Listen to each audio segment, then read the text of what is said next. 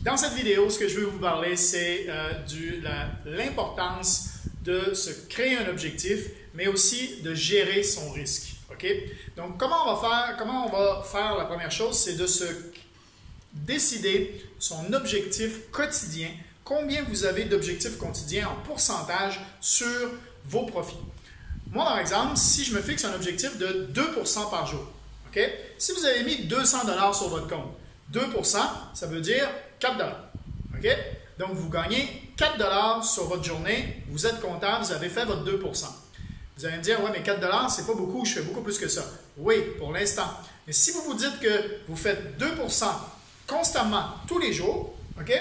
Ben vous allez avoir 2% qui va se multiplier. Ça veut dire que 2% de 200 $, ça vaut 4 $, mais 2% de 204 $ demain, ça va être un petit peu plus que 4 $. Et 2% de 208 et quelque chose, ça va être encore un petit peu plus. Et comme ça, vous allez grandir, grandir, grandir, et votre 2% à un moment donné va vous ramener des bons montants à chaque jour, mais vous allez être toujours sur un 2% par jour constamment de profit. Si vous gardez votre idée en tête de vous faire 2% par jour, ce qui est énorme, hein? Faire 2% de profit par jour, c'est déjà beaucoup. Les banques vous donnent 2% par année, imaginez, okay? Sauf au compte en banque. Donc, maintenant, comment vous allez gérer votre risque? Okay? Moi, la première chose, c'est que je me dis, bon, si je me fixe 2% par jour, ça veut dire qu'à la fin de la semaine, je devrais avoir tant dans mon compte en banque.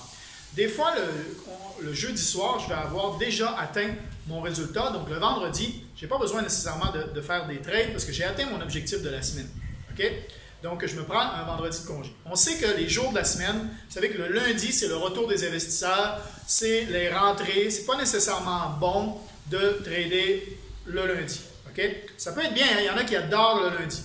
Moi, personnellement, j'aime un peu moins le lundi parce que j'ai souvent moins de bons résultats le lundi. Le mardi, c'est là où les gens vont recommencer à prendre position sur leur trade. Vraiment, là, les investisseurs vont recommencer à prendre position. Mercredi, les tendances vont vraiment s'accentuer. Les tendances vont vraiment prendre place et on va voir le marché évoluer. Et jeudi, c'est là où on va faire le plus de profit normalement. Et le vendredi, c'est les takes de profit. C'est là où on prend le profit. Donc voilà, c'est les 5 jours de la semaine. Mais voilà, en vous fixant un objectif journalier, vous pouvez, il y en a qui vont trader du mardi au jeudi uniquement. Voilà, ça vous fait 3 jours par semaine de trade pour atteindre votre objectif quotidien de journée. Maintenant, le risk management. Comment on fait une gestion de son risque? Vous savez, sur chaque swipe trade qu'on reçoit, on reçoit un pourcentage de lot size. On reçoit le 0.01, mais ça nous dit aussi 0.03. On va voir ça dans l'alerte. 0.03 égale à 1% de risque sur chaque tranche de 1000 $. OK? Donc, c'est 1% de risque sur chaque tranche de 1000 $. Si vous vous dites, OK, sur chaque trade, maintenant, je suis prêt à prendre 1% de risque et que vous avez 1000 $ sur votre compte, ben votre lot size, votre risque va être 0.03. Si, disons, par contre, vous avez 300 $ sur votre compte, on va faire une règle de 3. Si vous avez 300 $ sur votre compte, mais que vous voulez garder le 1% de risque, combien vous allez mettre en lot size? Vous allez mettre 0,01. Pourquoi? Parce que 0,01 va être égal à 1% de risque sur 300 $. C'est important à comprendre. OK? Donc, le 0,03 ne veut pas dire nécessairement de mettre 0,03. Ça veut dire que 0,03, ça représente 1% de risque par tranche de 1000 $, tout dépendant de là où on fait le prix d'entrée, okay, le take profit et le stop loss.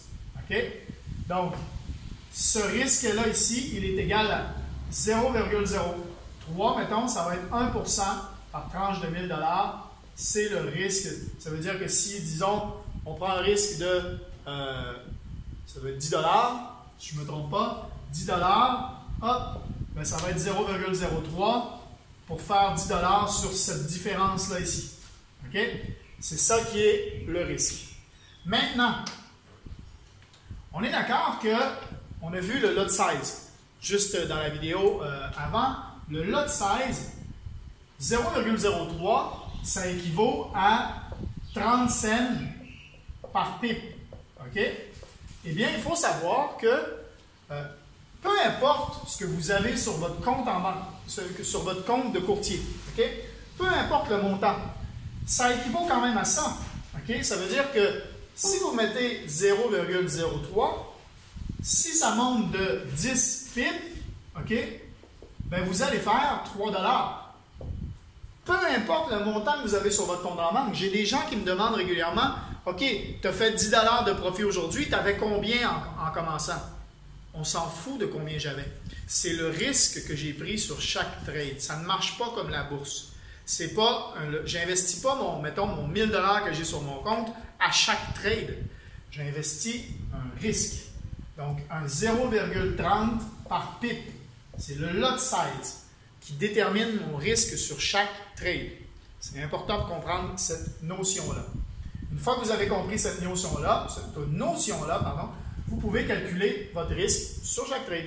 Et ce 1%-là, si à un moment donné vous êtes rendu à 2000 $ sur votre compte en banque, si vous êtes rendu à 2000 $ sur votre compte en banque et que vous voulez garder votre 1% de risque, bien vous allez à 0,06 qui va être égal à 1% sur le 2000 $. Donc, vous allez pouvoir jouer avec votre risque. C'est sûr que quelqu'un qui met 0,06 va faire plus d'argent parce que pour 10 pips, lui va gagner 6 $.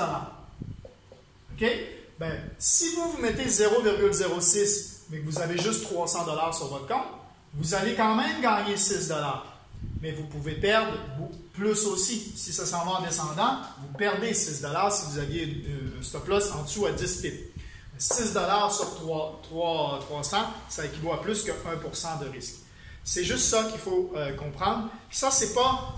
Quand ils vous disent cette information-là sur le swipe trade, c'est vraiment pour que vous puissiez gérer votre risque comme vous voulez. Dans une prochaine vidéo, on va vous expliquer le twin trade et c'est là que vous allez comprendre qu'est-ce que c'est le twin trade. Ça veut dire que quand on reçoit un swipe trade, on a des fois take profit 1, take profit 2 et take profit 3 et ils nous parlent dans les commentaires de twin trade. On en parle dans une prochaine vidéo. À tout de suite. Ciao, ciao.